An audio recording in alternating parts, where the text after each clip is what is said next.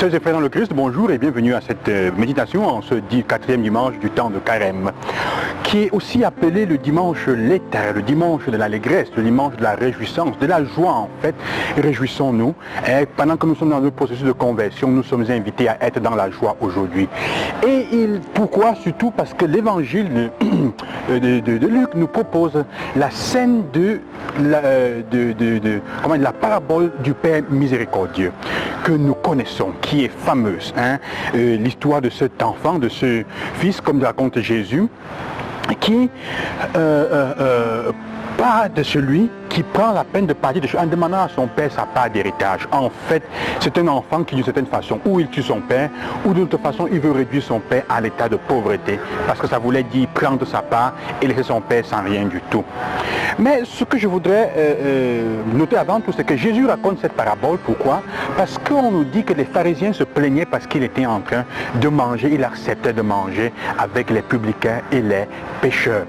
Il raconte donc cette parabole pour un motif bien précis, notre Seigneur Jésus, pas avant tout pour manifester la question du péché ou pour mettre l'attention sur le plus jeune, sur le péché, mais pour montrer le cœur de Dieu. C'est pour ça que nous sommes invités à être dans la joie, parce que nous sommes invités à changer notre idée, à changer notre façon de voir Dieu. Qui est-il?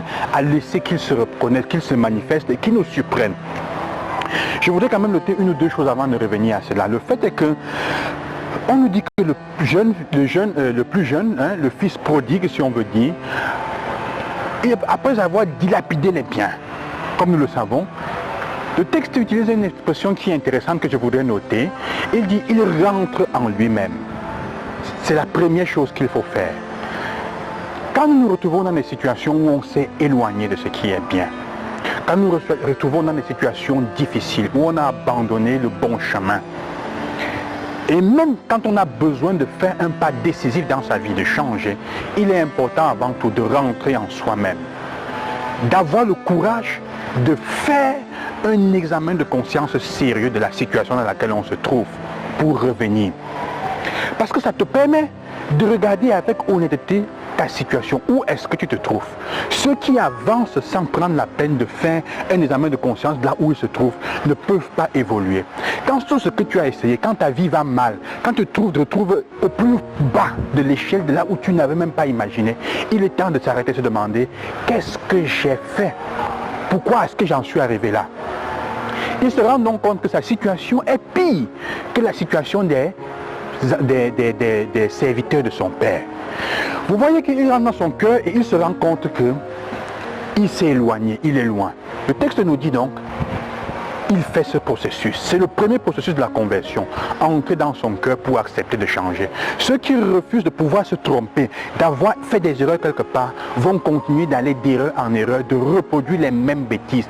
Quand les choses dans ta vie ne vont pas, tu as essayé toutes les couleurs, arrête-toi et demande-toi, qu'est-ce qu'il faut faire?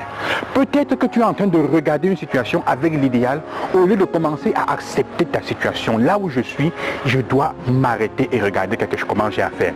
Ceux qui passent le temps à dire, oh, ce n'est pas ma faute, je n'ai pas fait ceci, je n'ai pas fait cela, ça peut être une manière de se voiler les yeux. Ce qui est important, c'est que quand il va rentrer, c'est l'autre chose que je voudrais noter, son père ne le laisse même pas faire son discours. Et il faut noter qu'il ne rentre pas parce qu'il aime tellement son père, c'est parce qu'il a faim. Il rentre parce qu'il dit, je ne me suis pas dit d'être fils, mais en fait, je vais avoir à manger. Et c'est là que le cœur de Dieu se révèle, frères et sœurs, qui nous surprend tous. Dieu ne lui demande pas, comment dire, son père ne demande pas qu'il regrette au fond ses péchés. Il ne s'assure pas s'il regrette vraiment ses péchés. Il ne s'assure pas s'il ne revient pas parce qu'il veut encore voler. Non, il ne le laisse même pas finir. Il l'accueille et il le réintègre dans la dignité de fils. Ça, c'est le cœur de Dieu. Et c'est une chose qui est difficile à accepter pour nous. Dieu ne veut même pas savoir si vraiment tu es repentant au fond. Ça n'intéresse pas. La raison pour laquelle tu reviens ne l'intéresse pas. Ce qui est important est que tu reviennes. C'est que le Fils est revenu. Parce qu'il est convaincu que l'amour qui efface tout, qu'il offre, est capable de convertir et de faire que ce Fils n'aille plus dehors.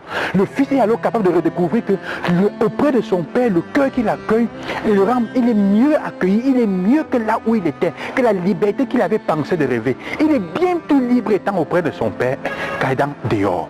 Vous voyez parfois, Il y a des personnes que nous avons fui dans notre vie. Et chacun de nous a une personne. Parce qu'elle te conseillait, on l'a fui en pensant que ces personnes, parce qu'elles étaient dures, elles étaient exigeantes avec nous, nous voulaient du mal. Après de longues années, on se rend compte qu'en fait, c'est elle qui avait raison. Les conseils qu'elle nous donnait étaient meilleurs. Qu'est-ce qu'il faut faire? Mon frère, rentre la voir.